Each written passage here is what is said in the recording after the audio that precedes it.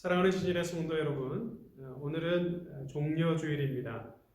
주님께서 우리를 구원하시기 위해서 예루살렘 성에 올라가신 그날, 우리가 그날을 기억하면서 오늘 주님 앞에 예배하기를 원합니다. 주님께서 우리를 부르시는 말씀이 여기 있습니다. 시온에 따라 크게 기뻐할지어다. 예루살렘에 따라 즐거이 부를지어다. 보라, 내 왕이 내게 임하시나니 그는 공의로우시며 구원을 베푸시며 겸손하여서 나귀를 타시나니 나귀 작은 것 곧 나귀 새끼니라. 호산나 다윗의 자손이여 찬송하리로다. 주의 이름으로 오시는 이여 가장 높은 곳에서 호산나 하더라. 이제 다 같이 자리에서 일어나셔서 함께 예배로 나아가겠습니다. 하나님은 영이시니 예배하는 자가 신령과 진리로 예배할지니라. 우리를 구원하시기 위해 성경에 기록된 대로 겸손하신 왕으로 예루살렘에 입성하신 주님, 전염병에 대한 두려움과 공포로 휩싸인 이 땅을 주여 보옵소서. 신음하고 죽어가는 주님의 백성들을 주여 긍휼히 여겨 주옵소서. 사랑하는 가족과 친구를 잃고 슬픔에 잠긴 수많은 사람들을 주님 기억하여 주옵소서. 이 시간 특별히 구합니다. 흩어져 예배하는 신일의 권속들을 권능으로 붙드시고 호산나를 외치며 주의 구원을 구하는 모든 심령과 가정 위에 주의 은총과 평강을 더하여 주옵소서. 우리의 구원자 되시는 예수 그리스도의 이름으로 기도드리옵나이다. 아멘. 사도신경으로 우리의 신앙을 다 같이 고백하겠습니다. 전능하사 천지를 만드신 하나님 아버지를 내가 믿사오며 그 외아들 우리 주 예수 그리스도를 믿사오니 이는 성령으로 잉태하사 동정녀 마리아에게 나시고 본디오 빌라도에게 고난을 받으사 십자가에 못 박혀 죽으시고 장사한 지 사흘 만에 죽은 자 가운데서 다시 살아나시며 하늘에 오르사 전능하신 하나님 우편에 앉아 계시다가 저리로서 산자와 죽은 자를 심판하러 오시리라. 성령을 믿사오며 거룩한 공회와 성도가 서로 교통한 것과 죄를 사하여 주시는 것과 몸이 다시 사는 것과 영원히 사는 것을 믿사옵나이다. 아멘. 다 같이 찬양 74장을 같이 찬양하겠습니다.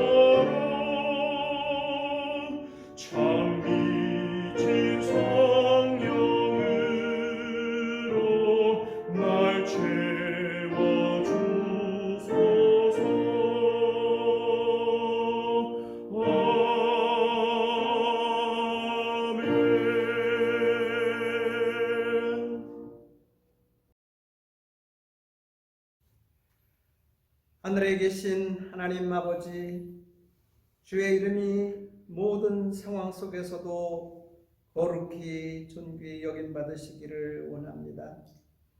또한 하나님의 계획하신 나라가 온 세상 가운데 저희 교회와 저희 가정 속에 그리고 우리 각자의 마음 가운데 이루어지기를 기도합니다. 하나님의 경륜 가운데 하늘에서 이루어진 하나님의 뜻이 속히 이 땅 가운데 이루어지기를 원합니다. 하나님의 뜻은 모든 사람이 예수 그리스도를 믿고 구원을 얻으며 그 안에서 기쁨과 감사와 기도로 교제하는 것이라 말씀하셨으니 성령의 하나되게 하심을 통하여 이루어지기를 기도합니다. 하나님 아버지, 세상이 바이러스로 인해 재앙 가운데 있습니다. 이 재앙이 속히 지나가기를 기도합니다. 6월절 어린 양의 피로 이스라엘 민족이 구원받은 것 같이 예수 그리스도의 십자가의 보혈이 우리 믿는 모든 자와 그 가정을 지켜주실 줄을 믿습니다. 신들교회 어린아이로부터 연로하신 모든 분이 십자가의 보혈과 복음의 능력과 하나님께서 약속하신 모든 약속의 말씀들을 믿사오니 주의 장중에 품어 주옵소서. 아무쪼록 이 재앙의 날들을 통해 하나님의 섭리와 능력과 사랑이 온 세상 모든 사람에게 밝히 알려지기를 기도합니다. 오늘도 손병원 목사님을 통하여 주시는 말씀으로 저희 온 성도가 위로와 소망이 한없이 임하기를 기도합니다. 주님 성령으로 함께하사 능력을 주시옵소서. 온 마음으로 우리를 구한 주님을 감격하면서 찬양드립니다. 우리를 모든 악에서 구하시고 은혜를 날마다 채워주실 하나님께 영광을 드립니다. 하나님, 다시 우리가 만날 때까지 저희를 지켜주시고 주의 선하신 그 뜻대로 인도하여 주옵소서. 예수님 이름으로 기도드립니다. 아멘. 성도 여러분, 지난 한 주간도 평안하셨지요? 정말 서로를 향한 그리움이 더 깊어지는 것 같습니다. 오늘 온라인 예배에 동참해 주신 여러분 모두를 주의 이름으로 축복합니다. 오늘은 종려 주일이고요. 또 이번 한 주간에 이제 고난 주간을 우리가 보내게 됩니다. 주님께서 우리를 위해서 십자가에서 흘리신 그 보혈과 또 구원의 은총을 우리가 깊이 새기면서 더 하나님 앞에 은혜로 나아가는 복된 시간들이 되어지기를 간절히 원합니다. 특별히 금요일은 성금요일 기도회로 우리가 모이겠습니다.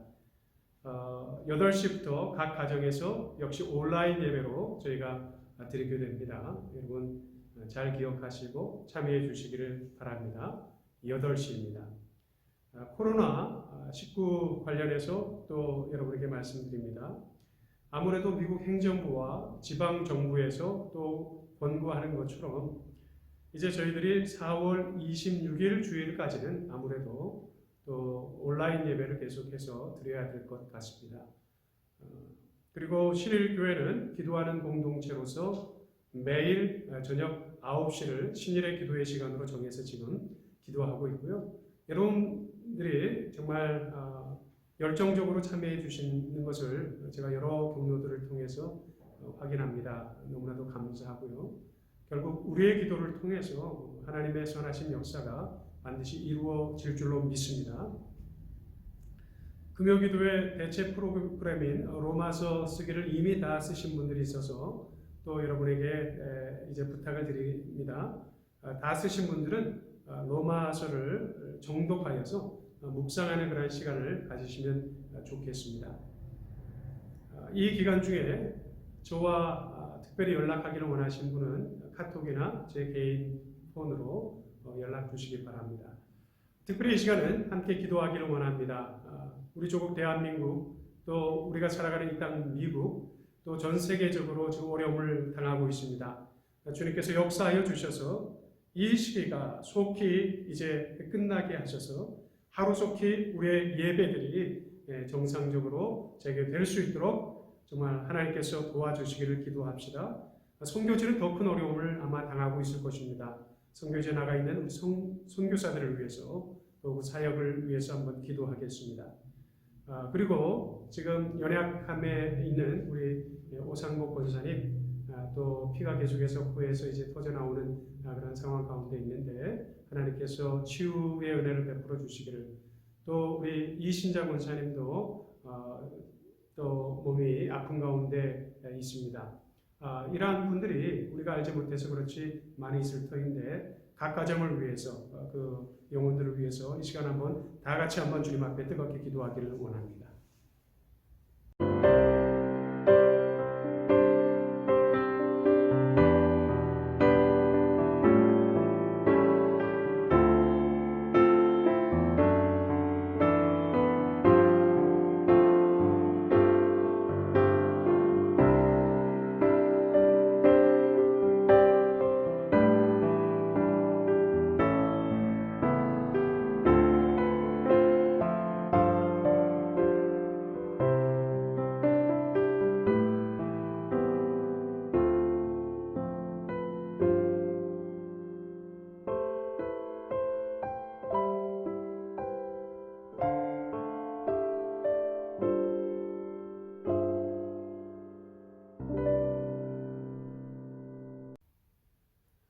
오늘 이 예배 가운데 하나님께서 우리에게 주시는 말씀은 신약 성경 요한계시록 11장 7절로 12절까지의 말씀입니다. 그들이 그 증언을 마칠 때에 무적행으로부터 올라오는 짐승이 그들과 더불어 전쟁을 일으켜 그들을 이기고 그들을 죽일 터인즉 그들의 시체가 큰 성 길에 있으리니 그 성은 영적으로 하면 소돔이라고도 하고 애굽이라고도 하니 곧 그들의 주께서 십자가에 못 박히신 곳이라. 백성들과 족속과 방언과 나라 중에서 사람들이 그 시체를 사흘 반 동안을 보며 무덤에 장사하지 못하게 하리로다. 이 두 선지자가 땅에 사는 자들을 괴롭게 한 고로 땅에 사는 자들이 그들의 죽음을 즐거워하고 기뻐하여 서로 예물을 보내리라 하더라. 3일 반 후에 하나님께로부터 생기가 그들 속에 들어가매 그들이 발로 일어서니 구경하는 자들이 크게 두려워하더라. 하늘로부터 큰 음성이 있어 이리로 올라오라 함을 그들이 듣고 구름을 타고 하늘로 올라가니 그들의 원수들도 구경하더라. 아멘. 하나님의 말씀입니다. 지난 주일 밤에 우리 성도 한 분께서 카톡을 통해서 저에게 이런 질문을 해오셨습니다. 목사님, 두 증인이 정확히 누구입니까? 목사님은 오늘 엘리야와 모세라고 하셨는데요. 혹은 에녹과 엘리야라고도 하는데 어떤 것이 더 정확한 것입니까? 한국교회가 저력이 있는 이유가 바로 여기에 있습니다. 말씀에 대한 열정과 또 그 지식이 굉장히 풍부합니다. 오늘도 우리가 말씀을 통해서 진리를 탐구하고 또 은혜를 깨닫게 되는 귀한 시간 되기를 원합니다. 예언하다가 순교하게 되는 이 두 증인은 누구일까요? 문자적 해석을 하는 신학자들은 우리가 지난주에 나누었던 말씀 6절을 근거로 해서 엘리야와 모세일 것이라고 말합니다. 또 혹자는 오늘 저희가 읽은 말씀 11절에 나와 있는 대로 3일 반 후에 그들이 하나님의 부르심을 받고 이제 부활한 후에 승천하는 것을 근거로 해서 그들을 에녹 혹은 엘리야로 해석하기도 합니다. 또 어떤 신학자들은 신약의 대표적인 사도요 또 순교자였던 사도 바울과 베드로를 그 두 증인으로 이제 보기도 합니다. 왜냐하면 베드로는 유대인을 이제 유대인에게 복음을 전한 그러한 사도요. 또 사도 바울은 이방인을 대상으로 해서 복음을 전했던 대표적인 사도이기 때문입니다.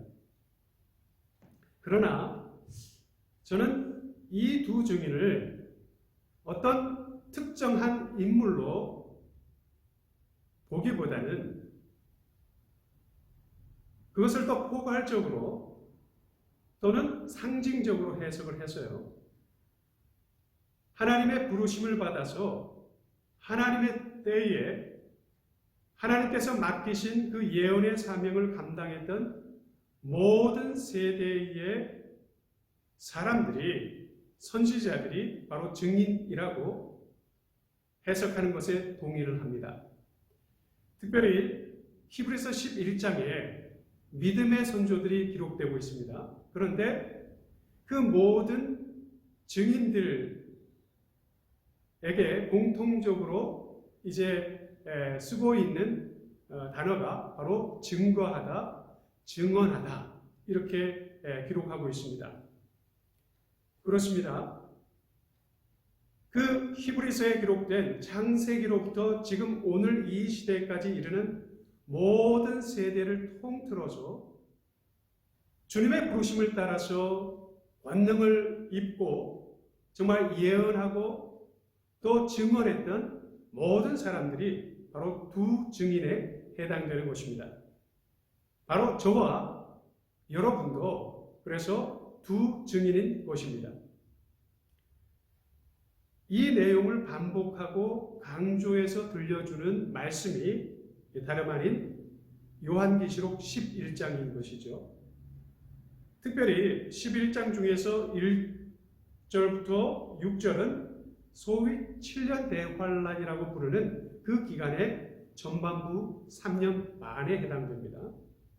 그리고 오늘 우리가 본문으로 삼은 7절 이후의 말씀은 그 7년 대환란의 후반부입니다. 즉 그들이 증언을 마치는 시점에 무저갱으로부터 짐승이 올라오는데요. 무저갱이 무엇입니까? 지옥이죠. 지옥에서 짐승 곧 사단이 올라와서 그 두 증인과 싸워서 이기고 그들을 죽일 것이라고 말씀합니다. 그리고 죽인 다음에 그들을 큰 성, 곧 영적으로 그것을 비유를 들자면 원어상으로 보면 비유를 들자면이라고 되어 있습니다. 그것이 소돔과 같은 것이고 애국과 같은 것이고 또 우리 주 예수 그리스도를 십자가에 못 박아 죽게 했던 바로 그 골고다와 같은 곳이라고 요한 사도는 설명하고 있죠. 여하튼 그 큰 성에 그 거리 가운데 그들의 시체를 던져 놓습니다. 무덤에 장사하지도 못하게 한 상태로 방치해 둡니다. 그리고 그 모습을 보면서 이 땅에 속한 사람들이, 사단의 세력에 속한 사람들은 잔치를 벌립니다. 선물을 주고받으면서 너무너무 기뻐한다는 것입니다. 우리가 이 말씀 속에서 특별히 주목해야 되는 것이 바로 숫자입니다. 왜냐하면 이 숫자 안에 하나님께서는 중요한 메시지를 숨겨놓으셨습니다.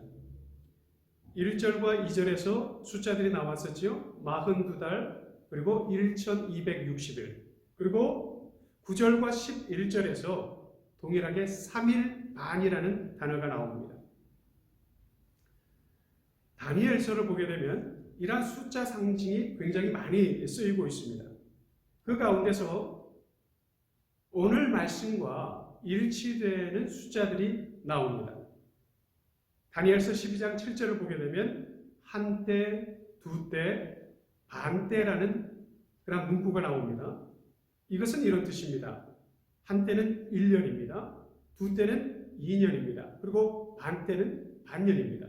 그래서 1년과 2년과 반년 하게 되니까요, 3년 반이 됩니다. 1절과 2절에 나온 42달 그리고 1260일이 환산해 보면 정확히 이 3년 반이 되는 것이죠. 그리고 계시록 11장 9절에 있는 3일 반도 다니엘서 9장 27절을 보게 되면 일해의 절반에 라는 그런 구절이 나오는데, 그것과도 관련이 있는 것입니다. 그러면 이 수를 정확한 년수나 일수로 해석해도 되는 걸까요? 문자적으로나 기계적으로 해석하면 오류에 빠지게 됩니다. 절대 산술적인 그러한 숫자로 풀면 안 됩니다.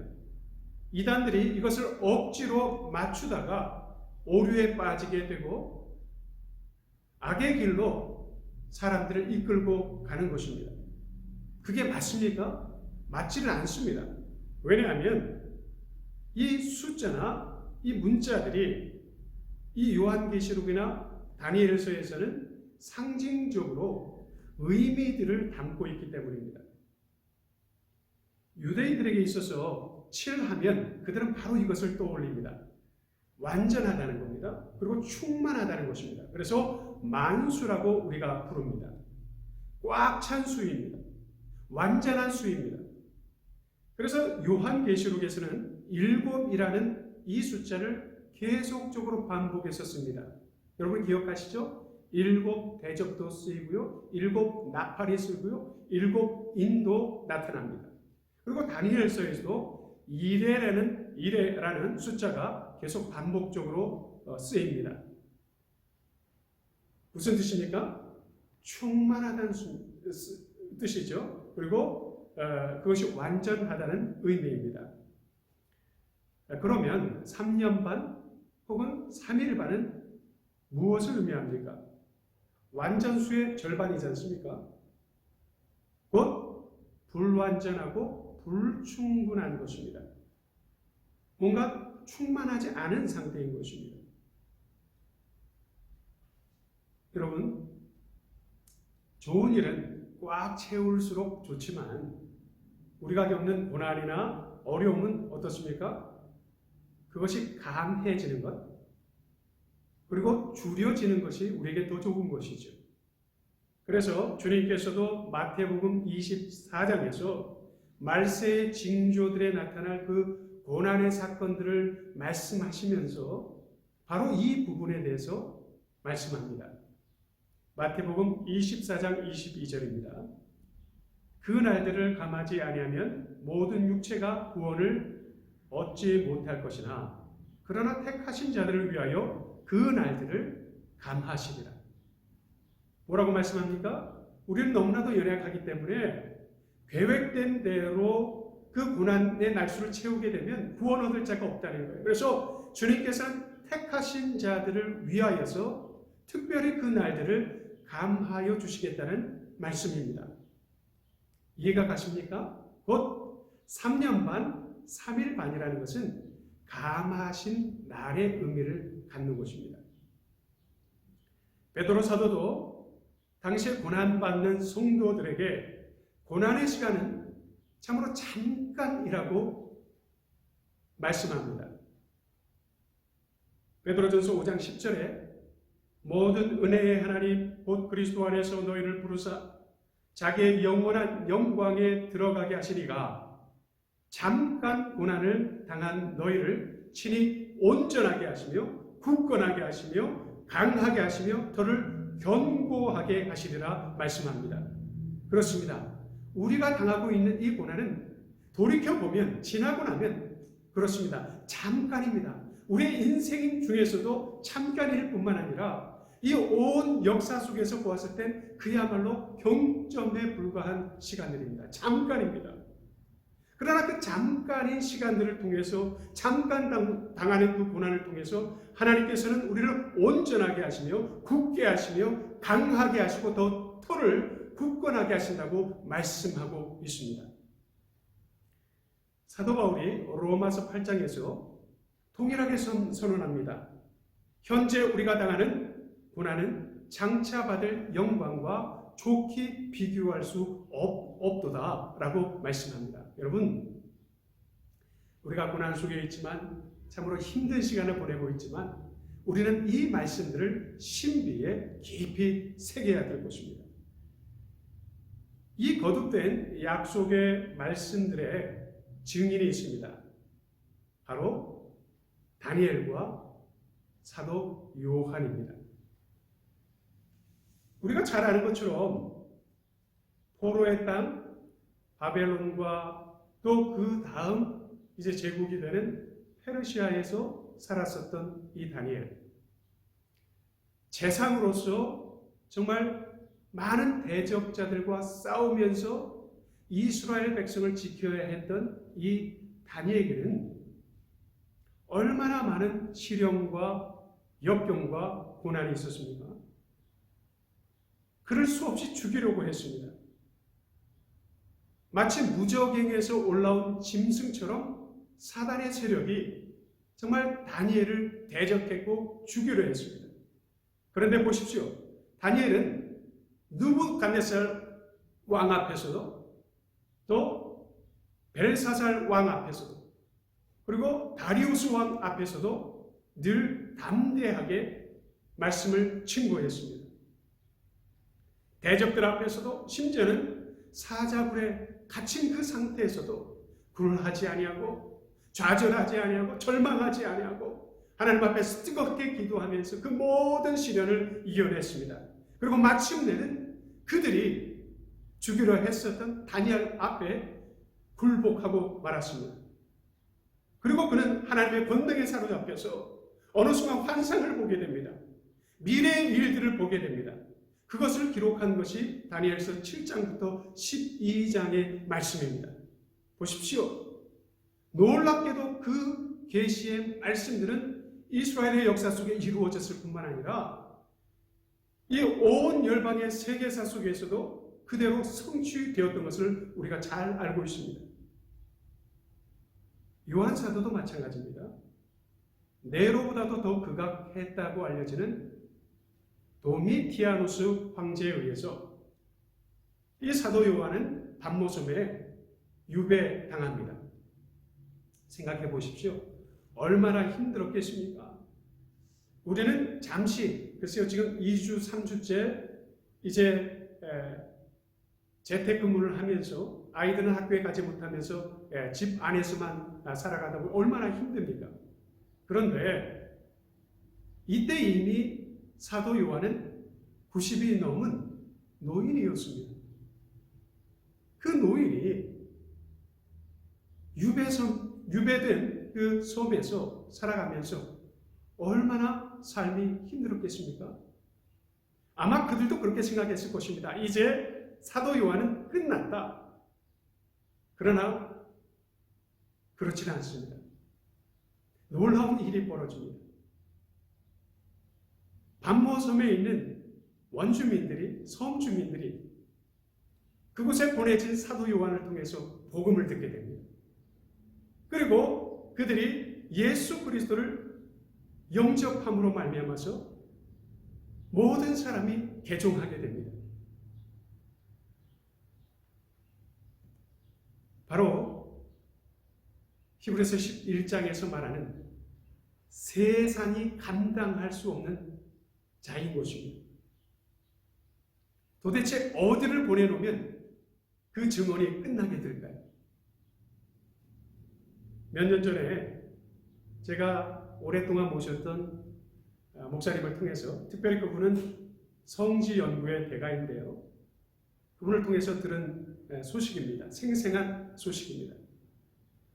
그분께서 반모섬을 이제 다녀왔는데, 연구하러 갔는데, 지금까지도 반모섬에서는요, 거기에 살아가는 사람들이 100%가 기독교인이라는 것입니다. 그리고 그 작은 섬에 정말 그 교회가 얼마나 아름답게 지어지고 또 이곳저곳에 얼마나 많은 교회들이 있는지 저도 사진을 통해서 그것을 보았습니다. 어젯밤 설교를 마무리해 가면서 하나님께서 이러한 증인들의 모습 속에서 우리 사랑하는 신일교회 성도들 한 분 한 분의 모습을 오버랩 시켜주셨습니다. 돌이켜보니 저는 이제 겨우 3년 조금 넘게 이 땅에서 살아왔습니다.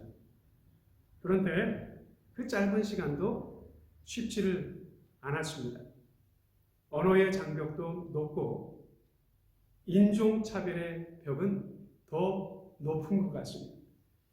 이제 겨우 코로나 사태를 3주밖에 우리가 겪지 않았지만 마스크를 써야 될지, 마스크를 벗는 것이 좋을지, 코스트코를 자유롭게 가는 것이 좋을지, 아니면 가지 말아야 할지, 혹시라도 정말 바이러스에 이제 감염되어서 병원을 간다고 쳤을 때 과연 저에게조차 그들의 의료 혜택을 받을 수 있는 기회가 주어질 것인지, 이 부분에 대해서 데이비 목사님에게 솔직히 얘기했더니 저에게 이렇게 묻더라고요. 당신이 여기서 살아가면서 차별을 받는다고 생각하십니까? 제가 잠시 생각하고 답을 했습니다. 여러분은 어떻게 생각하십니까? 차별이 있습니까? 아니면 우리는 동등한 대우를 받고 있습니까? 여러분은 평안한 마음으로 이 때를 지나고 있습니까? 아니면 참으로 불편한 마음 가운데 지나고 있습니까? 제가 그렇게 대답했습니다. 차별을 받는 것 같다고. 그런데 여러분은 바로 이런 땅에서 수십 년을 살아왔고 지금뿐만 아니라 이보다도 더 많은 시간 동안 더 여러 번에 걸쳐서 역경과 시련과 도전과 고난을 이겨왔고 넘어왔습니다. 그 힘이 도대체 무엇일까? 제가 곰곰이 생각해 보았습니다. 그것은 여러분 안에 있는 진실한 믿음이고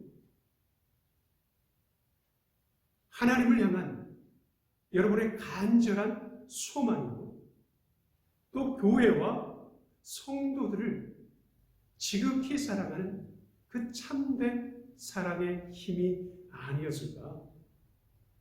저는 그렇게 답을 얻었습니다. 신일교회가 이렇게 은혜 가운데 정말 순적하게 가고 있는 것도 여러분 한 분 한 분 또 한 가정 한 가정 때문임을 깨닫게 됩니다. 여러분의 기도와 그 헌신으로 말미암아 우리 신일교회는 하나님의 나라로서 온전히 세워져 가고 있음을 저는 확신합니다.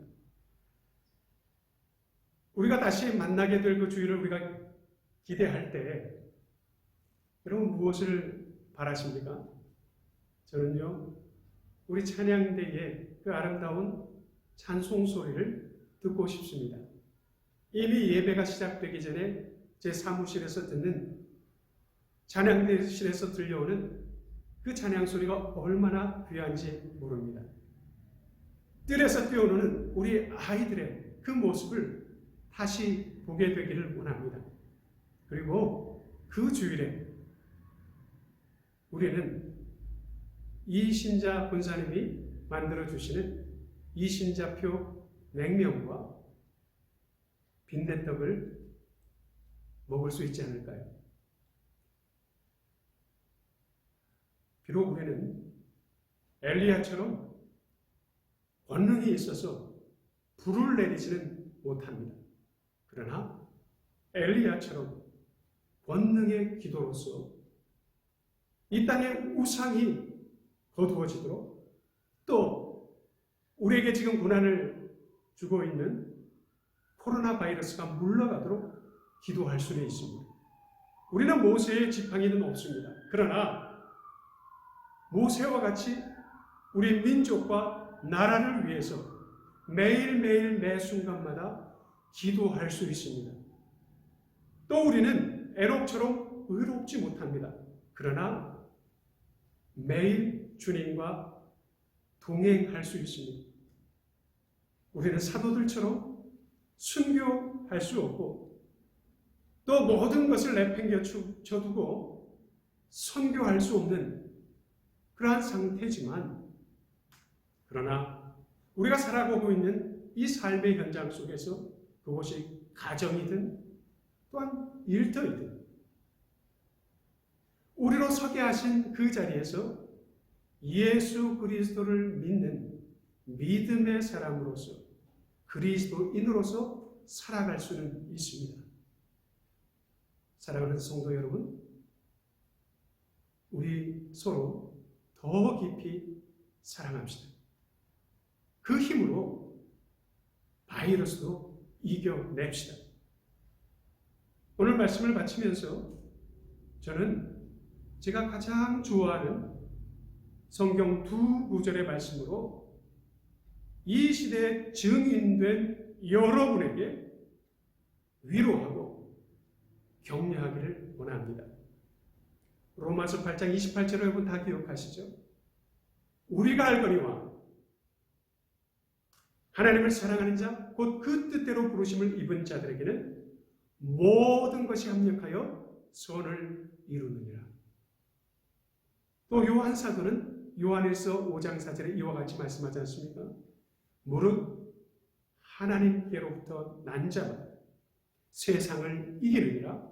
세상을 이기는 승리는 이것이니 우리의 믿음이니라. 우리 다시 한번 고백해 봅시다. 요한일서 5장 4절입니다. 무릇 하나님께로서 난 자마다 세상을 이기느니라. 세상을 이기는 승리는 이것이니 우리의 믿음이니라. 같이 기도하겠습니다. 그렇습니다. 하나님, 무적행에서 올라온 사단은 짐승처럼 우리를 물어뜯고 우리를 공격하고 우리를 이겨서 또 우리를 넘어뜨리고 교회를 무너뜨리고 또 많은 사람을 죽이는 것을 우리는 기독교의 역사 속에서 보아왔습니다. 지금 이 순간도 이 코로나 바이러스를 통하여서 주님 교회들을 공격하는 것을 우리가 느끼고 봅니다. 그러나 오늘 말씀을 통해서 주신 것처럼 우리를 주님 다니엘과 같이 강하게 하시고 또 사도 요한과 같이 귀하게 사용하여 주셔서 우리가 어떠한 상황에 처해 있든지 누구 앞에 있든지 예수 그리스도의 이름으로 그 존귀하신 이름으로 그 복음을 증거하여서 그 빛된 우리의 사명을 잘 감당하여서 이 어둠을 밝히게 도와 주옵시고 정말 진리로 모든 사람들을 이끌어가는 이 일에 정말 충성된 증인들 다 되게 주님 축복하여 주옵소서. 하나님, 이 모든 상황이 이 모든 것들이 이제 합력하여서 선을 이루게 하여 주실 줄 믿습니다. 하나님, 그러므로 우리가 좌절하지 말게 도와주옵시고 절망하지 말게 도와주옵시고 오직 믿음을 더하여 주셔서 믿음의 은사로서 하나님 더욱더 기도하게 하여 주옵시고 서로를 더욱더 깊이 사랑하게 하여 주옵시고 나라와 민족을 위하여서 간절히 기도하게 도와주옵시고 우리가 살아가는 이 미국 땅을 위하여서 매일 밤마다 저희가 기도하고 있사오니 주여 우리의 기도를 들어 응답하여 주셔서 하나님 마침내는 저희가 승리하는 주의 백성들 다 되게 축복하여 주옵소서. 그러한 신일교회의 권속들 될 수 있도록 주여 불성각이 되어 주셔서 우리를 지키시고 보호하여 주셔서 마침내는 우리가 다시 모여서 주님을 뜨겁게 예배하며 찬양할 수 있도록 주님 은혜 위에 은혜를 더하여 주옵소서. 예수 그리스도의 이름으로 기도드리옵나이다. 아멘. 다 같이 찬송가 487장 찬양하면서 준비한 예물을 주님 앞에 드리도록 하겠습니다.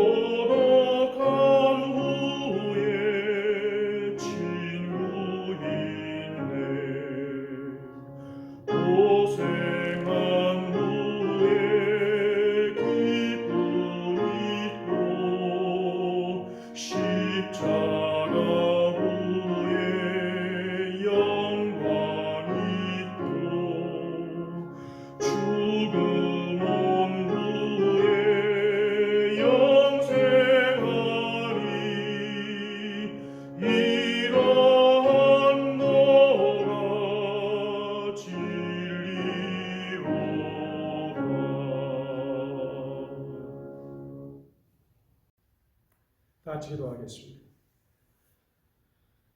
만유의 주제이신 하나님 아버지, 오늘도 신인의 권속들이 전염병으로 인하여 흩어져 예배할지라도 우리를 구원하시기 위해 죽음의 도성 예루살렘에 입성하셨던 주님의 그 은혜를 기억하며 감사를 드립니다. 우리의 왕이신 주께서 반드시 주의 증인된 저희들을 구원하여 주실 줄 믿으며 지금까지 우리를 보존하시는 주님께 이 시간 감사의 예물을 올려드립니다. 어려움 속에서도 일하는 성도들이 그 손에 수고한 것으로 10분의 1을 구별하여 이 시간 주께 드립니다.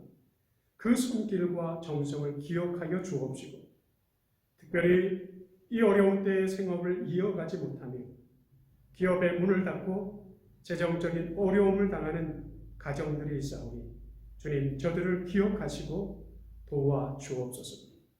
바라옵나니 친일의 권속 중 한 영혼도 한 가정도 생활의 공공함에 빠지지 않도록 주여 특별한 은총을 더하여 주옵소서.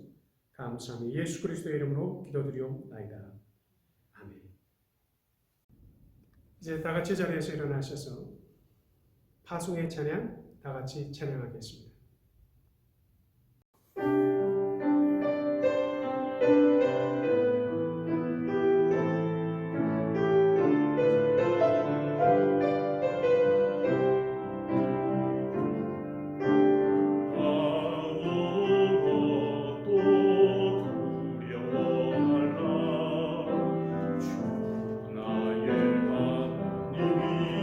지켜주시네 놀라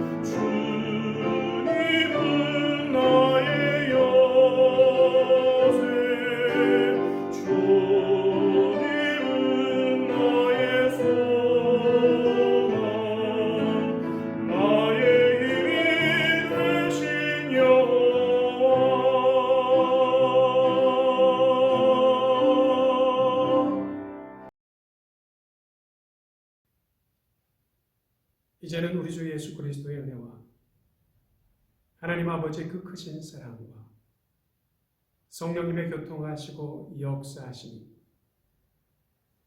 이 고난의 때에 세우신 증인들로서 주님의 권능을 힘입고 증언하고 예언하며 주님께서 이 때를 반드시 감하여 주시려는 그 믿음으로 마침내는 승리할 신일의 모든 권속들 위해 온 세상에 흩어져 목숨을 걸고 오늘도 증인된 사명을 감당하는 선교사들과 그 가정과 자녀와 사역들 위해 날마다 상황이 악화되어 가고 있는 이 땅 미국과 이곳에서 살아가는 한인 디아스포라 교회 위에 우리 조국 대한민국과 온 열방 가운데 고통당하는 주의 백성들 위해 이제로부터 영원토록 함께하옵시기를 간절히 축원하옵나이다.